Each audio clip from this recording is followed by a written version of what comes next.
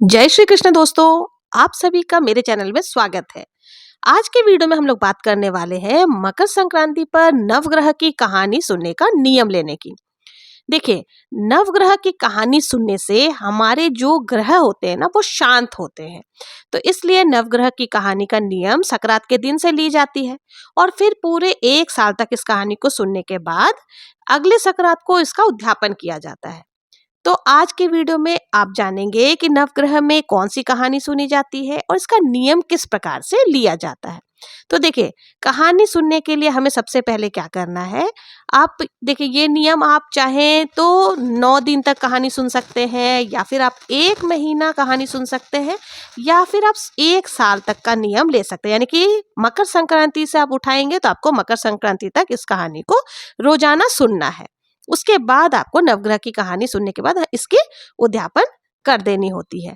तो कहानी जब नियम हम लेंगे तो कैसे हमें नियम लेना है। तो देखिए, सबसे पहले हमें 1 लोटा जल ले लेना है, एक पात्र में चावल ले लेना है और एक पात्र में हमें चीनी ले लेनी है। साथ ही तिलक लगाने के लिए हमें रोली ले लेनी है, अक्षत ले लेनी है। सबसे पहले आपको क्या करना है, जो जल का लोटा है उस पर आप मौली धागा बांध दें और साथ ही उस पर आप कोई भी शुभ चिन्ह बना सकते हैं। आप चाहे तो स्वास्तिक बना सकते हैं, या फिर आप उसके ऊपर टिक्की लगा सकते हैं, तिलक लगा सकते हैं। उसके बाद जो आप कहानी सुन रहे हैं तो आपको या नियम ले रहे हैं तो आपको भी अपने मस्तक पर तिलक लगा लेनी है, और जिसको आप कहानी सुना रहे हैं सुनने वाले को भी आपको तिलक लगा देना है। उसके बाद आप चीनी और चावल के दाने हाथ में ले लेंगे और फिर हमें नवग्रह की कहानी जो है ना उसका श्रवण करना है। तो चलिए कहानी को शुरू करते हैं। एक भाई और एक बहन था। दोनों में आपस में बहुत ही प्रेम था। बहन की शादी हो चुकी थी। एक बार भाई ने अपनी माँ से कहा कि मैं बहन से मिलने के लिए जाऊंगा। तो माँ ने कहा ठीक है, चला जा। तो भाई अपनी बहन से मिलने के लिए उसके ससुराल जाने के लिए निकल पड़ा। रास्ते में उसे एक सांप मिला। सांप ने बोला, मैं तुम्हें डसूंगा। भाई बोला कि मुझे मत डसो, मैं अपनी माँ का एक ही बेटा हूँ और अपने भाई का अकेला भाई हूँ, तू मुझे छोड़ दे। तो सांप ने बोला, नहीं, तुम्हारे 9 ग्रह की दशा लगी है, सो मैं तुझे डसूंगा जरूर। लड़का बोला, अच्छा ऐसी बात है, तो मैं अपनी बहन से मिलकर वापस आता हूँ, तब तुम मुझे डस लेना।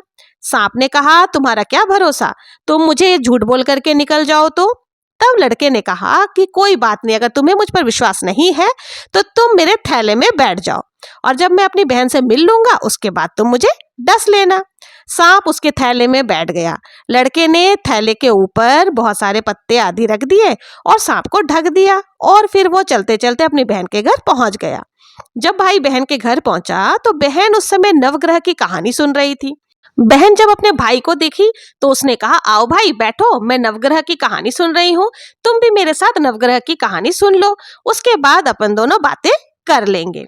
तो भाई बोला ठीक है, और भाई भी कहानी सुनने के लिए बैठ गया।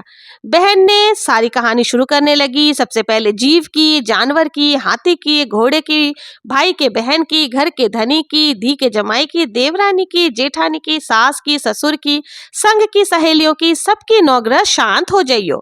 ग्रह चाले 8 पग, बंदा चाले 4 पग, सांप बिच्छू भवरे सब आग में जल जाइयो। इस प्रकार से कहानी कहकर जब वो खड़ी हुई तो भाई से बोली, भाई इस थैले में क्या लेके आए हो। भाई ने कहा, बहन मैं तो कुछ भी नहीं लेकर के आया। लेकिन बहन ने जबरदस्ती थैला छीन लिया। थैला खोल करके देखा तो वहां पर जो उसने सांप के ऊपर पत्ते रखे थे वो बेलपत्र और केले संतरे में परिवर्तित हो गए थे, और जो सांप था वो हार बन गया था। केले संतरे भाई की बहन ने अपने बच्चों को दे दिया और हार खुद पहन ली। हार पहन करके जब भाई के पास आई तो भाई ने जब हार देखा तो बोला, बहन तू तो बहुत गरीब थी, इतना महंगा हार कहाँ से लेकर आई हो। तब बहन ने कहा कि भैया मैं तो गरीब ही हूँ, ये हार तो तू मेरे लिए लेकर के आया है। लड़का बोला, नहीं बहन, मैं तो कोई हार नहीं लेकर के आया हूँ, मैं तो अपनी मौत लेकर के आया हूँ। कहानी कहने से नाग का हार बन गया था।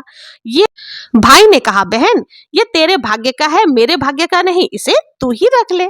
बहन समझ गई कि मेरे भाई के 9 ग्रह खराब चल रहे हैं। तब बहन ने भैया से कहा कि भाई तुम्हारे ग्रह की दशा लगी है, तुम्हारे 9 ग्रह खराब चल रहे हैं, इसलिए जब तुम घर जाओ तो भाभी से जाकर कहना कि 9 ग्रह की कहानी सुना करेगी, जिससे तुम्हारे ये ग्रह जो है वो शांत हो जाएंगे। लड़का अपने घर वापस लौट आया और जाकर अपनी पत्नी से कहा कि हमारे 9 ग्रह की दशा लगी है, हम 9 ग्रह की कहानी सुनेंगे और तुम कहानी कहना, मैं कहानी सुनूंगा। इस प्रकार से उन्होंने नवग्रह की कहानी सुनी। तो कहानी सुनने के लिए उन्होंने चावल, चीनी के दाने आदि लेकर के लोटे में पानी भर करके कहानी सुनी। और जब कहानी जीव जानवर, हाथी, घोड़े, कुत्ते, बिल्ली, देवरानी, जेठानी की, सास की, बहू की, घर की, धनी की, धी के, जमाई की, भाई के, सबके नवग्रह शांत हो जाइए। ग्रह चाले 8 पग, बंदा चाले 4 पग, सांप, बिच्छू, भवरे सब आग में जल जाइयो। 8 वार, शनिवार, रविवार, सोमवार, मंगलवार, बुधवार, बृहस्पतिवार, शुक्रवार, शनिवार, 8 वारों को नमस्कार। धरती माता को नमस्कार, नवग्रह को नमस्कार। जैसे नवग्रह की दशा बहन की उतरी, वैसे सबकी उतरे। कहते सुनते हुकारा भरने वालों के भी समस्त नवग्रह शांत हो जाए। कहानी सुनने के बाद हमें हाथ में जो चावल और चीनी के दाने लिए हैं, उसे हमें लोटे में डाल देना है और जल का जो लोटा है वो हम सूर्य देव को अर्घ दे देंगे। इस तरह से जो है हमारी कहानी पूर्ण हो जाएगी। तो इस प्रकार से जो है नवग्रह की कहानी हमें सुन लेना है। कहानी सुनने के बाद देखिए, आपने जो भी संकल्प लिया है साल भर कहानी सुनने का, या फिर 1 महीने कहानी, या फिर 7 दिन कहानी सुनने का, तो उसके फिर हमें उद्यापन करना होता है। तो देखिए, उद्यापन करने के लिए हमें क्या करना है, हमें 2 लोटे ले लेने हैं। आप चाहें तो लोटे की जगह पर ग्लास भी ले सकते हैं या कटोरी भी ले सकते हैं, जैसी आपकी सुविधा हो आप उस प्रकार से आपको ले लेना है। ऐसे विशेष रूप से जो धर्म होता है ना, वो लोटे का ही होता है, क्योंकि देखिए जो माघ का महीना है वो स्नान धर्म का ही होता है, स्नान दान का ही होता है, तो इसलिए हमें लोटा ले लेना है। हो सके तो आप लोटा ले लीजिएगा।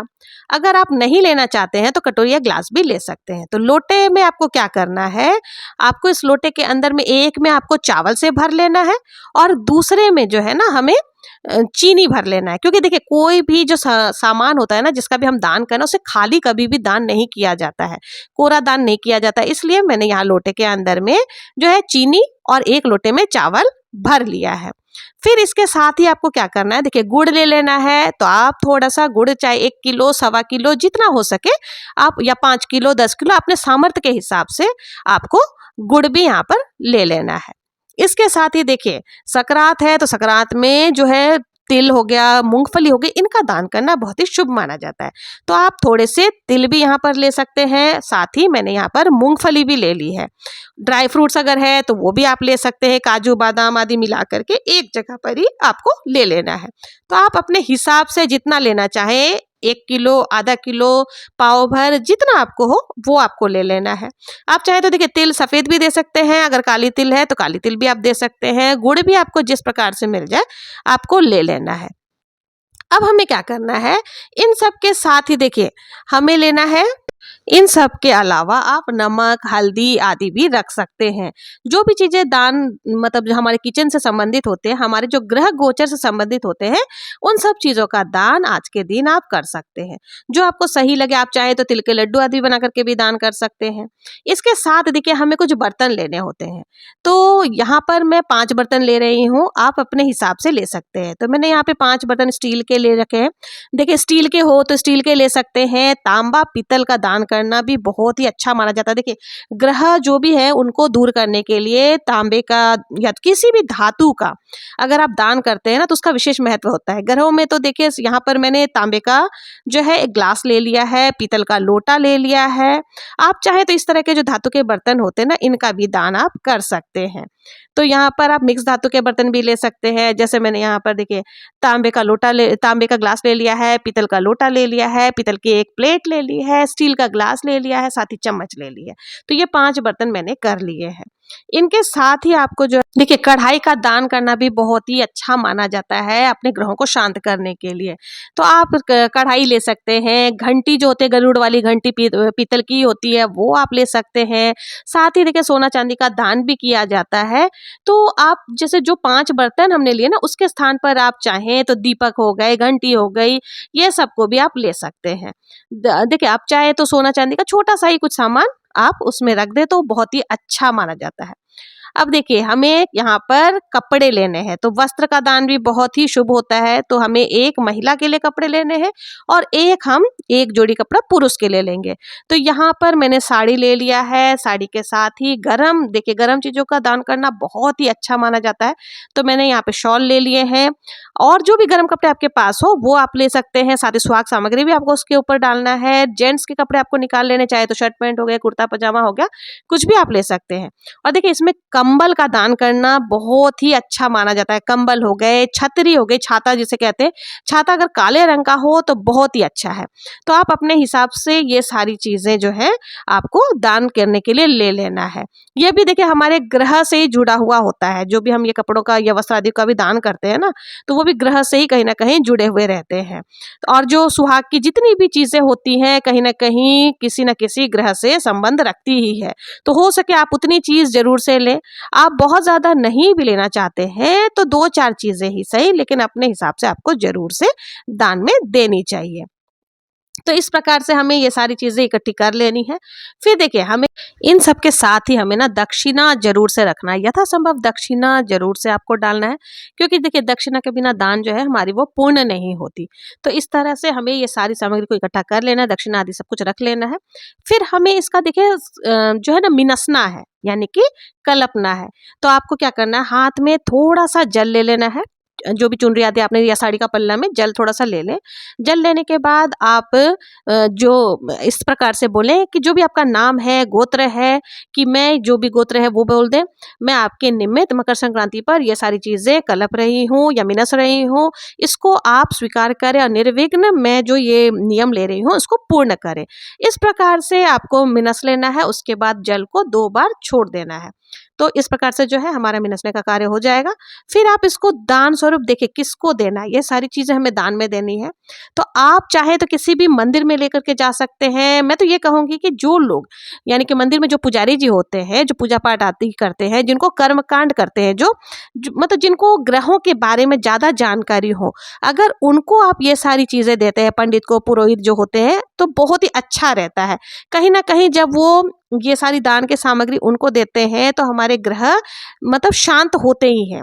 तो इस प्रकार से आपको नवग्रह की जो कहानी का उद्यापन भी आपका हो जाएगा। आप लोगों को ये नवग्रह की कहानी कैसी लगी? अगर आप लोगों को नवग्रह की कहानी पसंद आई हो तो कमेंट में जय श्री गणेश लिखना ना भूलें। और अभी तक अगर मेरे चैनल को सब्सक्राइब नहीं किया है तो सब्सक्राइब जरूर से कर लें।